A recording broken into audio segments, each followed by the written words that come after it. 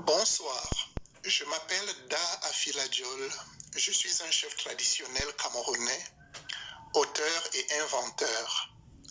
Dans cet audio, nous allons parler de la résonance anagogique et métaphysique des hymnes nationaux. Mes ancêtres m'ont appris que les chants des animaux et des oiseaux étaient l'écho de l'âme de nos forêts et les messages que les esprits de la terre nous envoyaient à travers le tam-tam de la gorge de ces créatures. Il fallait toujours étendre l'oreille comme un pygmée au-delà du son premier de l'écureuil, de la perdrix, du toucan, du hibou ou du daman, pour saisir en profondeur les avertissements, les conseils ou les oracles de la nature dont les animaux sont les plus proches collaborateurs, voire même les communicateurs les plus attitrés. À chaque événement ou circonstance de la vie correspond un rythme musical, des chants et des danses particulières. Tous les roulements de tambour n'invitent pas le peuple à la fête et tous les pas de danse n'expriment pas des élans de joie. Dans un moment de recul et de méditation, je me suis rendu compte que nos États se sont inspirés des animaux et des oiseaux pour créer leurs hymnes nationaux. De la même manière qu'on reconnaît le coq ou le hibou par son chant, on identifie une nation par son hymne national. L'ensemble des populations d'un pays représente sur le plan mystique un animal ou un oiseau dont l'esprit se traduit par la constitution, la devise et l'armoirie. L'histoire, le droit et les œuvres de certains États font d'eux des dragons, des fauves, des animaux dociles ou maléfiques, et l'hymne est le rugissement ou le chant par lequel on reconnaît ces animaux étatiques, mythiques, voire même apocalyptiques. Nos pays chantent les mêmes chansons depuis des siècles, tout comme les perdrix, les hiboux ou les loups.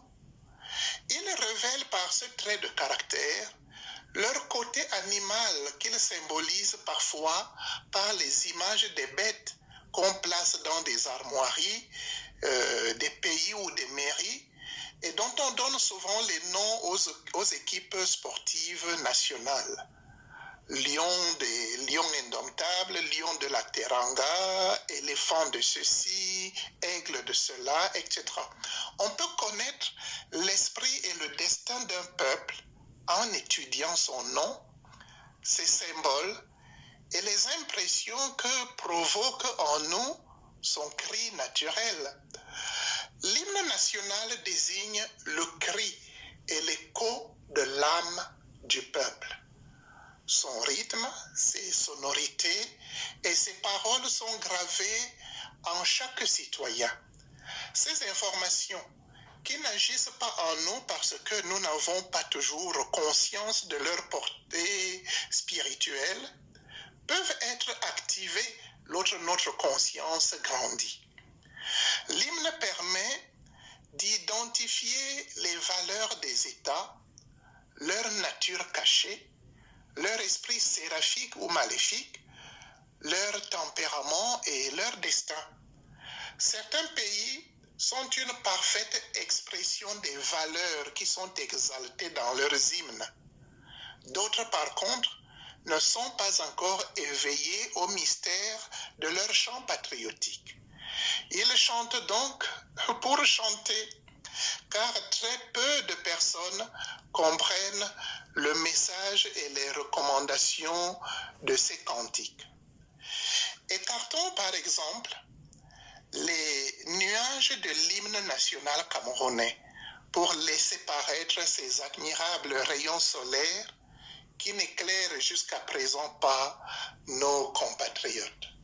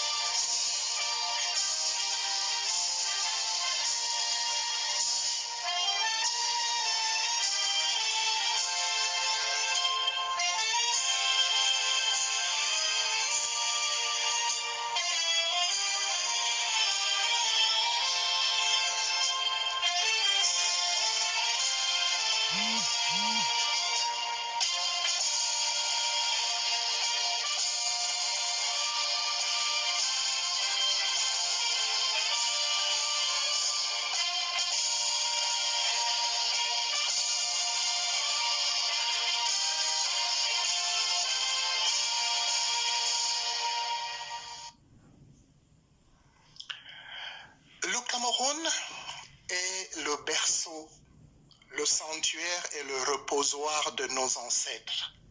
L'hymne commence par ces paroles. Ô Cameroun, berceau de nos ancêtres, va debout et jaloux de ta liberté. Comme un soleil, ton drapeau fier doit être un symbole ardent de foi et d'unité. Que tous tes enfants du nord au sud, de l'est à l'ouest soient tout amour, te servir, que ce soit leur seul but, pour remplir leur devoir toujours. Chère patrie, terre chérie, tu es notre seul et vrai bonheur, notre joie et notre vie.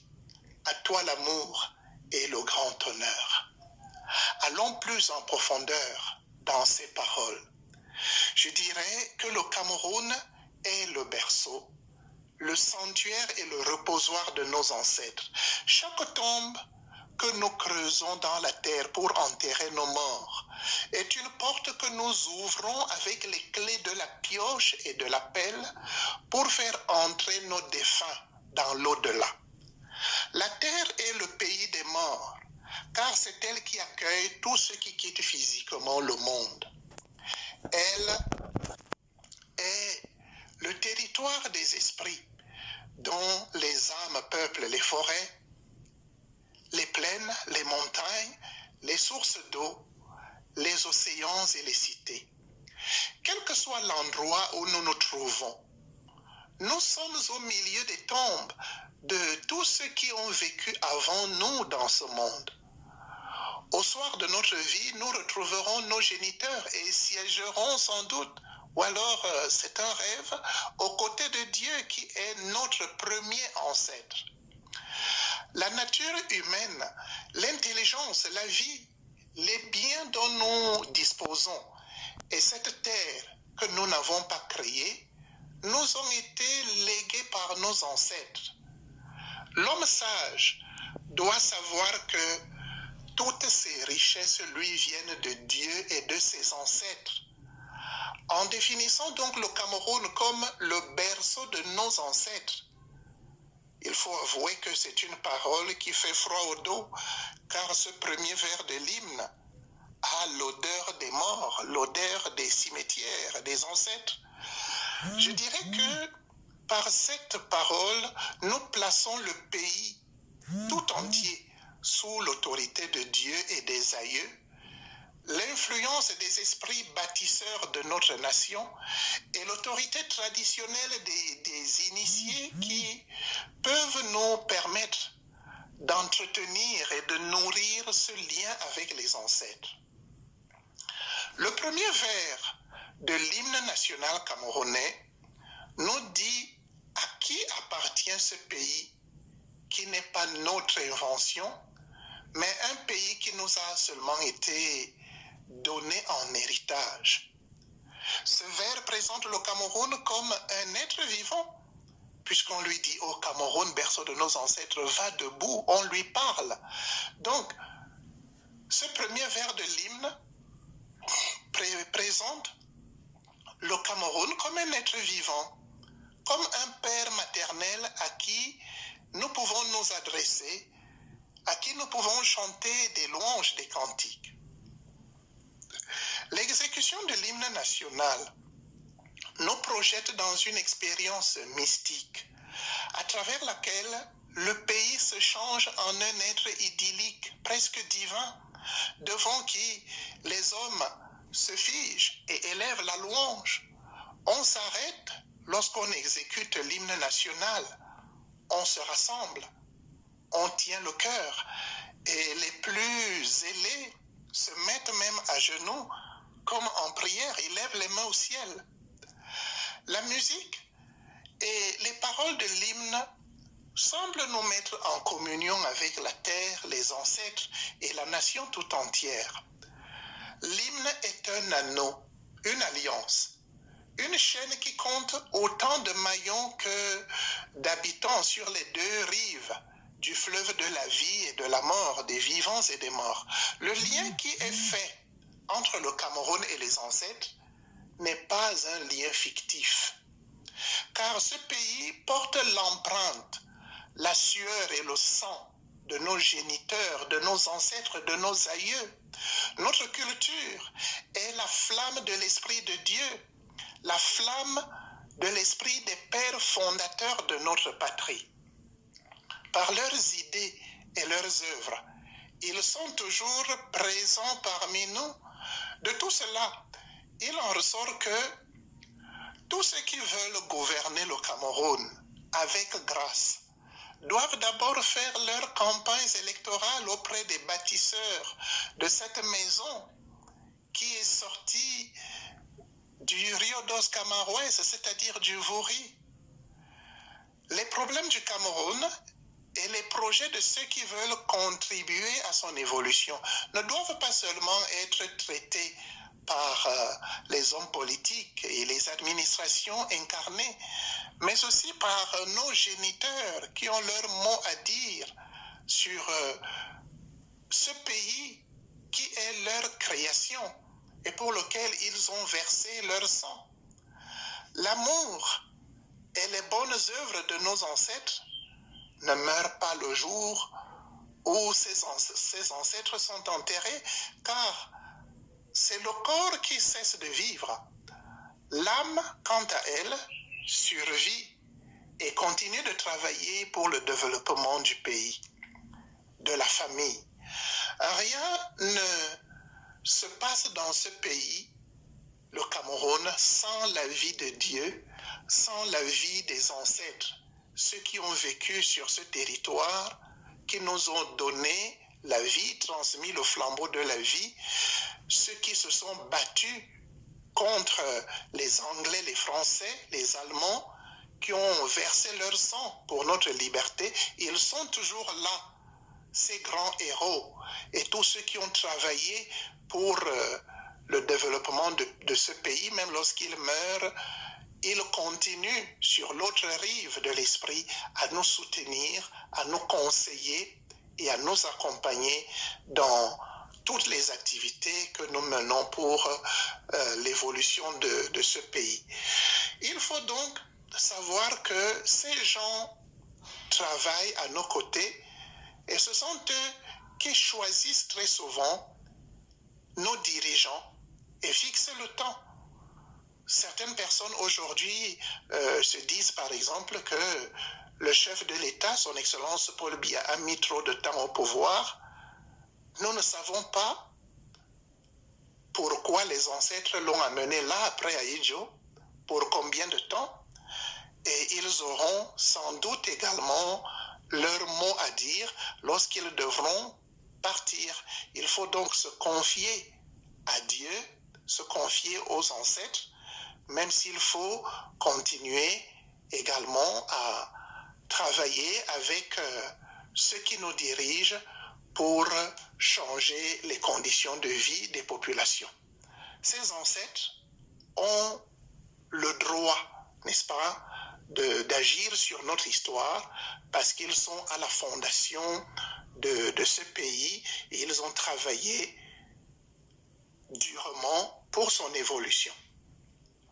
L'hymne national, qui est chanté par des millions de Camerounais depuis bientôt 100 ans, est une flamme qui est nourrie par nos esprits et notre foi. Chaque fois que nous le chantons, nous lui donnons de l'énergie, nous lui donnons notre chaleur, notre force spirituelle, notre force également physique. Les mots de cet hymne sont remplis d'énergie pour tous ceux qui élèvent leur conscience dans sa portée mystique, et leur lumière fait des prodiges. Parce que parfois, notre pays s'est retrouvé dans des situations critiques qui pouvaient donner lieu à des guerres, mais nous ne savons pas comment le calme est revenu. Il faut bien savoir que Dieu est au cœur de ce pays parce qu'il est le premier ancêtre de nos différentes familles, et il y a aussi nos ancêtres qui sont là, qui travaillent, parce que si nous sommes heureux, ils sont heureux. Si nous entrons dans une guerre sanglante et connaissons des souffrances, également, ils souffriront à nos côtés. Je vous encourage donc à chanter cet hymne national pour vous connecter à son champ d'énergie, ce que d'autres pourraient appeler égrégore, parce que tout cela nous sera à coup sûr profitable, parce que ce champ nous met en relation avec nos compatriotes vivants et ceux qui ne sont plus physiquement vivants dans le monde. Au Cameroun, berceau de nos ancêtres, va debout et jaloux de ta liberté. Ne sois pas couché, à genoux, assis, courbé, mais avance d'un pas joyeux, sans ramper vers ton bonheur. Lorsque nous souffrons et sommes accablés par des crises de toutes sortes, comme celles qui déchirent le nord et le sud-ouest, et Boko Haram au nord, des souffrances de toutes sortes, nous ne sommes pas debout, nous sommes courbés, nous sommes à genoux, voire nous sommes couchés en train de suffoquer. Nous ne sommes pas libres. La liberté que nous recommande le génie protecteur du Cameroun ne se limite pas à l'indépendance politique ou économique, mais aussi à la liberté intérieure qui s'obtient par l'éducation, l'authenticité culturelle et une spiritualité affranchie des ordres et des cultes coloniaux. En comparant notre drapeau au soleil, Dieu qui a inspiré les compositeurs de notre hymne, les Samuel Minkyo Mbamba, Njama Fan, et qui a aussi inspiré les leaders politiques qui ont adopté ce chant pour notre pays, Dieu, dis-je, nous a transmis un message qu'il est temps de décoder. Le drapeau est le symbole de l'État. Lorsqu'on l'élève, qu'on le piétine ou qu'on le brûle, on adresse un message au pays ainsi qu'à ses dirigeants. À travers les paroles de l'hymne qui disent « Comme un soleil, ton drapeau fier doit être un symbole ardent de foi et d'unité », Dieu, faut-il le reconnaître, et les ancêtres nous font savoir que le drapeau camerounais est un soleil ardent, brûlant de foi et d'unité. Si le soleil et le drapeau sont rapprochés dans l'esprit, si le drapeau du Cameroun est un soleil, puisqu'on dit comme un soleil, ton drapeau fier doit être un symbole ardent de foi et d'unité. Donc, si le drapeau camerounais est un soleil, il faut comprendre que c'est le Cameroun qui est un soleil. Parce que le drapeau est le symbole du Cameroun, il est le reflet du Cameroun. Le drapeau étant comparé au soleil, le drapeau camerounais, c'est le Cameroun qui est comparé au soleil. C'est le Cameroun qui est comme un soleil. C'est le Cameroun qui est le soleil. Un pays céleste. Une terre de lumière qui doit éclairer le monde. Camerounais et Camerounaises, nous sommes les fils et les filles de l'étoile du jour, des rayons du soleil, et nous devons briller par le savoir et l'amour, parce que ce sont ces vertus qui engendrent la foi et l'unité. Il n'y a de foi que lorsqu'il y a le savoir, la connaissance et la vérité, dont la foi germe du savoir et de la connaissance que nous devons cultiver, c'est-à-dire de la lumière, et l'unité véritable germe de l'amour, pas de l'argent et des intérêts. La vraie unité, elle est fondée sur l'amour sincère. L'hymne nous demande, à nous tous, enfants du Cameroun, du nord au sud, de l'est à l'ouest, d'être tout amour, car c'est par cette vertu, la vertu de l'amour, qui est enseignée par tous les prophètes et les saints depuis la nuit des temps, que notre nation peut s'unir comme une famille et connaître le bonheur. S'il y a du bonheur dans une famille, c'est parce qu'il y a de l'amour entre les parents, les enfants entre eux, les enfants avec leur père. C'est l'amour qui fonde la famille, qui fait naître les enfants et qui rend la famille heureuse. Et c'est l'ensemble des familles du Cameroun qui forment la nation camerounaise. Donc c'est l'amour qui crée la nation. C'est également l'amour qui doit gouverner cette nation. Donc, ceux qui ont créé notre hymne ont vraiment été inspirés par Dieu. Que tous les enfants du nord au sud, de l'est à l'ouest, ce soit tout amour.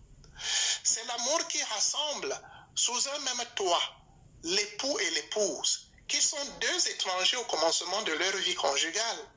C'est l'amour qui peut faire vivre harmonieusement toutes les 240 ethnies du Cameroun dans la maison familiale que représente le territoire national et ses 10 chambres régionales. Les personnes qui encouragent le tribalisme et ne mettent pas l'amour au cœur de leur vie citoyenne trahissent l'hymne national, qui est l'écho de notre âme et l'expression de notre moi profond. C'est cet amour fraternel, couronné dans le dernier vers de l'hymne par l'amour de la patrie, qui sanctifie le service civique dont parle la fin du premier couplet de l'hymne. Une terre ancestrale et solaire, vivifiée par l'amour qui est divin, ne peut être que notre seul et vrai bonheur, notre joie et notre vie, comme le clame le refrain de l'hymne. Dieu n'est-il pas amour et lumière? Un pays qui s'identifie à la lumière par le soleil et qui prescrit l'amour à ses enfants, n'est-il pas joie et vie?